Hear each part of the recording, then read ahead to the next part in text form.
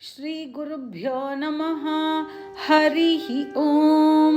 ವಿಷ್ಣು ಸಹಸ್ರನಾಮದ 40ನೆಯ ತಿರುನಾಮ ಪುಷ್ಕರಾಕ್ಷ ಅಂತ.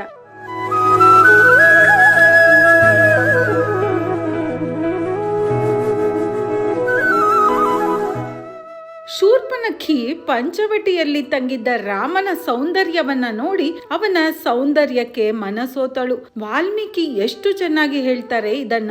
ಇದು ಹೊಂದಿಕೆಯಾಗದ ಪ್ರೇಮ ಅನ್ನುತ್ತಾರೆ ವಾಲ್ಮೀಕಿ ಮಹರ್ಷಿಗಳು. ಶೂರ್ಪನಖಿಗೂ ರಾಮನಿಗೂ ವಯಸ್ಸಿನಲ್ಲಿ ನೋಡಿದರೂ ಸರಿಯಾದ ಜೋಡಿ ಅಲ್ಲವೇ ಅಲ್ಲ.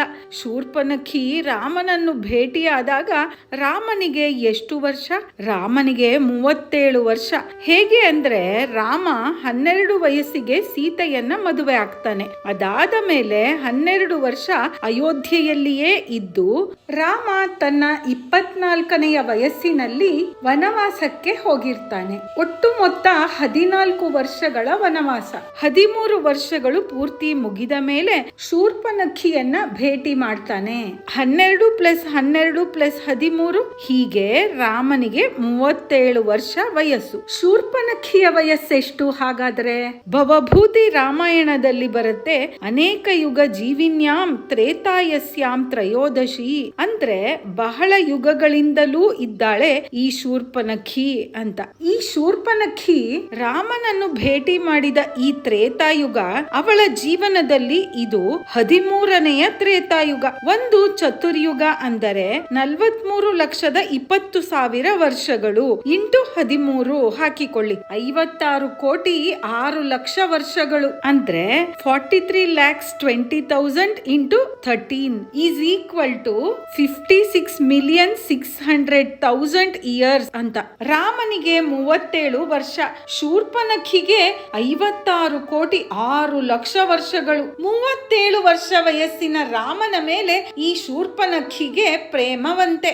ಈ ವಯಸ್ಸಿನಲ್ಲಿ ಮನದ ಮೇಳದ ಪ್ರೇಮಗಾನ ಇವಳದು. ಈ ಶೂರ್ಪನಖಿಗೆ ರಾಮನ ಮೇಲೆ ಪ್ರೇಮ ಉಂಟಾಯಿತು. ಸೀದಾ ಹೋಗಿ ಪ್ರೀತಿಯ ಪ್ರಸ್ತಾವನೆ ಅಂದರೆ ಪ್ರಪೋಸ್ ಮಾಡಿಯೇ ಬಿಟ್ಲು. ನಾನು ನಿನ್ನನ್ನು ಮದುವೆ ಆಗೋಕೆ ಇಷ್ಟಪಡ್ತೀನಿ ಅಂತ. ರಾಮ ಹೇಳುತ್ತಾನೆ, ಇದೋ ಇಲ್ಲಿ ನೋಡು ಸೀತೆಯನ್ನು, ನನಗೆ ಈಗಾಗಲೇ ಮದುವೆ ಆಗಿದೆ. ಅದೋ ಅಲ್ಲಿ ನೋಡು ನನ್ನ ತಮ್ಮ ಲಕ್ಷ್ಮಣನನ್ನು ನೋಡು, ಅವನು ಫ್ರೀಯಾಗಿ ಇದ್ದಾನೆ. ಬೇಕಾದರೆ ನನ್ನ ತಮ್ಮ ಲಕ್ಷ್ಮಣನ ಹತ್ತಿರ ಹೋಗಿ ಪ್ರಯತ್ನ ಮಾಡು ಅನ್ನುತ್ತಾನೆ ಶ್ರೀರಾಮ.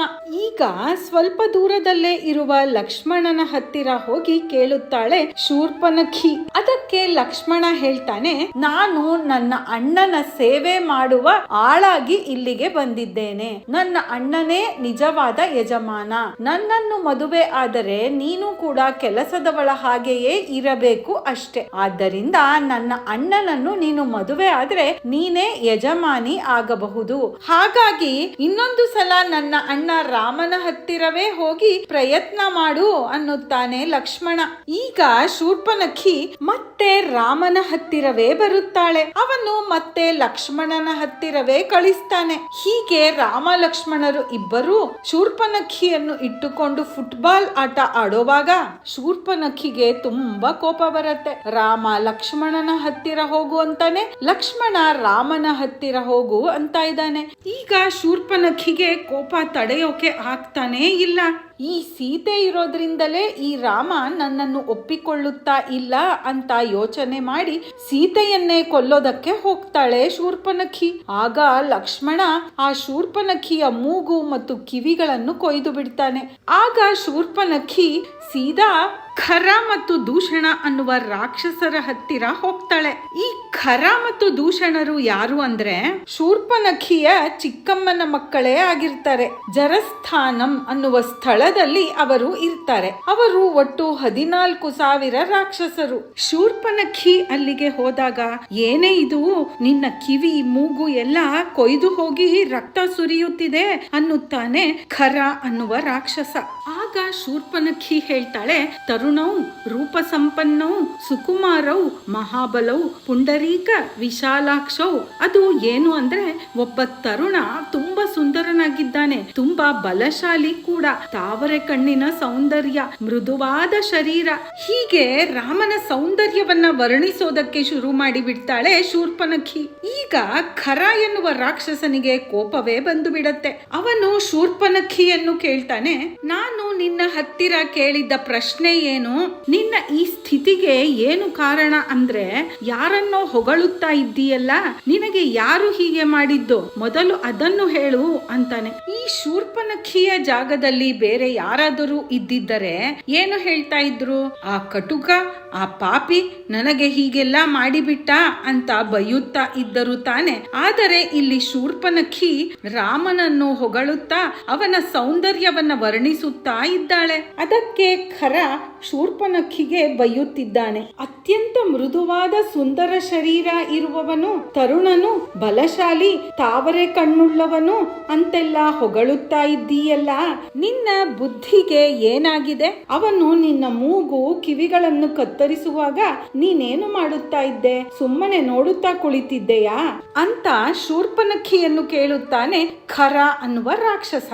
ಆಗ ಶೂರ್ಪನಖಿ ಹೇಳ್ತಾಳೆ, ಹೌದು, ನಾನು ಹೇಳುವುದನ್ನ ಗಮನ ಇಟ್ಟು ಕೇಳು. ಪುಂಡರೀಕ ವಿಶಾಲಾಕ್ಷವು, ಆ ತರುಣ ಅವನ ತಾವರೆಯ ಕಣ್ಣುಗಳಿಂದ ನನ್ನನ್ನು ಒಂದು ಸಲ ನೋಡಿದ. ಅವನು ನೋಡಿದ್ದಕ್ಕೆ ನಾನು ಬೆಚ್ಚಿ ಬಿದ್ದೆ, ಸ್ಟನ್ ಆಗಿ ಬಿಟ್ಟೆ, ಕಲ್ಲಿನಂತೆ ನಿಂತು ಬಿಟ್ಟೆ. ನಾನು ಬೆಚ್ಚಿ ಬಿದ್ದು ಕಲ್ಲಿನ ಹಾಗೆ ನಿಂತಿರುವ ಸಮಯದಲ್ಲಿ ಲಕ್ಷ್ಮಣ ನನ್ನ ಕಿವಿ ಮೂಗುಗಳನ್ನು ಕತ್ತರಿಸಿ ಬಿಟ್ಟ. ಪುಷ್ಕರಂ ಅಂದರೆ ತಾವರೆ ಅಂತ, ಅಕ್ಷಿ ಅಂದರೆ ಕಣ್ಣುಗಳು, ಪುಷ್ಕರಾಕ್ಷಃ ಅಂದರೆ ತಾವರೆಯಂತಹ ಕಣ್ಣುಗಳು. ಆ ಕಣ್ಣಿನ ಸೌಂದರ್ಯದಿಂದಲೇ ಎಲ್ಲರನ್ನೂ ಸೆಳೆಯುವಂತಹವನು.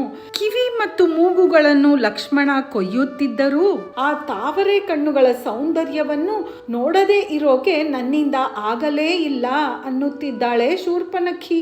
ಅಂತಹ ಅಪ್ರತಿಮ ಸೌಂದರ್ಯ ಆ ಶ್ರೀರಾಮನದು. ಆ ಸೌಂದರ್ಯದ ಅಲೆಯಲ್ಲಿ ಕಲ್ಲಾಗಿ ನಿಂತವಳ ಕಿವಿ ಮೂಗನ್ನು ಲಕ್ಷ್ಮಣ ಕತ್ತರಿಸಿದ್ದ. ಎಲ್ಲರನ್ನೂ ಸೆಳೆಯುವಂತಹ ತಾವರೆ ಕಣ್ಣುಗಳಿಂದ ಕೂಡಿದ ಶ್ರೀರಾಮನಿಗೆ ಪುಷ್ಕರಾಕ್ಷಃ ಅಂತ ಹೆಸರು. ಪುಷ್ಕರ ಅಂದರೆ ತಾವರೆ, ಅಕ್ಷರ ಅಂದರೆ ಕಣ್ಣುಗಳು ಅಂತ. ಆ ಪರಮಾತ್ಮ ಶ್ರೀರಾಮನನ್ನು ನೆನಪಿಸಿಕೊಳ್ಳುತ್ತಾ ನಾವು ಕೂಡ ಪುಷ್ಕರಾಕ್ಷಾಯ ನಮಃ ಅಂತ ಪ್ರತಿದಿನವೂ ಹೇಳುತ್ತಾ ಬಂದರೆ ಕಣ್ಣಿಗೆ ಸಂಬಂಧಪಟ್ಟ ಯಾವುದೇ ಕಾಯಿಲೆಯೂ ಬರದೇ ಇರುವ ಹಾಗೆ, ಈ ನಮ್ಮ ಕಣ್ಣುಗಳ ಆರೋಗ್ಯವನ್ನು ಕಾಪಾಡಿಕೊಳ್ಳುವ ಹಾಗೆ ಆ ಪರಮಾತ್ಮ ಅನುಗ್ರಹ ಮಾಡುತ್ತಾನೆ.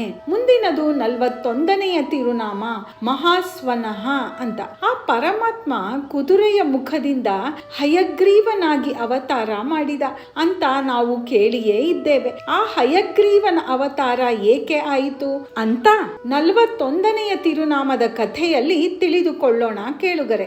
ನಾವು ನಮ್ಮ ಮಾಮಿ ಸ್ಟೋರೀಸ್ ನಲ್ಲಿ ಮಕ್ಕಳಿಗಾಗಿ ರಾಮಾಯಣ ಅನ್ನುವ ವಿಡಿಯೋಗಳನ್ನು ಕೂಡ ಮಾಡುತ್ತಾ ಇದ್ದೇವೆ. ಮಕ್ಕಳು ಚೆನ್ನಾಗಿ ವಿದ್ಯೆಯನ್ನು ಕಲಿಯುವುದರ ಜೊತೆಗೆ ತುಂಬಾ ಒಳ್ಳೆಯ ನಡತೆ, ಸಂಸ್ಕಾರಗಳನ್ನು ಜೀವನದಲ್ಲಿ ಅಳವಡಿಸಿಕೊಂಡರೆ ಏನಾದರೂ ದೊಡ್ಡ ಸಾಧನೆ ಮಾಡಬಹುದು. ಹಾಗೆ ಮಕ್ಕಳು ಒಳ್ಳೆಯ ಸಾಧನೆ ಮಾಡಿ ಕೀರ್ತಿವಂತರಾಗಲಿ ಅನ್ನುವುದೇ ನಮ್ಮ ಈ ಮಕ್ಕಳಿಗಾಗಿ ರಾಮಾಯಣ ಅನ್ನುವ ವಿಡಿಯೋಗಳ ಉದ್ದೇಶ.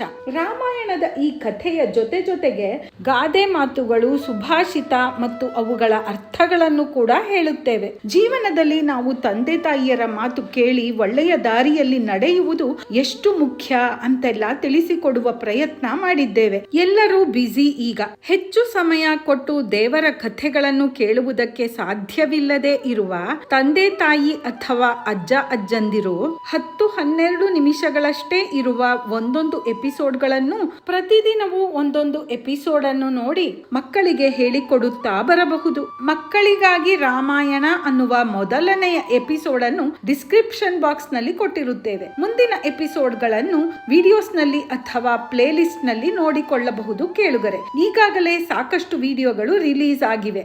ಆ ಶ್ರೀರಾಮನನ್ನು ನೆನೆಯುತ್ತಾ ಪುಷ್ಕರಾಯ ನಮಃ ಅಂತ ಕಮೆಂಟ್ ಮಾಡಿ ಕೇಳುಗರೆ. ಈ ಪುಷ್ಕರಾಕ್ಷಃ ಅನ್ನುವ ಕಥೆಯ ಬಗ್ಗೆ ನಿಮ್ಮ ಅಭಿಪ್ರಾಯವನ್ನು ಕೂಡ ತಿಳಿಸಿ ಕೇಳುಗರೆ. ನಿಮಗೆ ಈ ಕಥೆ ಇಷ್ಟವಾಗಿದ್ರೆ ಲೈಕ್ ಮಾಡಿ, ಶೇರ್ ಮಾಡಿ, ಹಾಗೂ ನೀವಿನ್ನ ನಮ್ಮ ಚಾನೆಲ್ ನ ಸಬ್ಸ್ಕ್ರೈಬ್ ಮಾಡ್ಕೊಂಡಿಲ್ಲ ಅಂದ್ರೆ ಸಬ್ಸ್ಕ್ರೈಬ್ ಮಾಡಿಕೊಂಡು ಬೆಲ್ ಬಟನ್ ಕೂಡ ಒತ್ತಿ.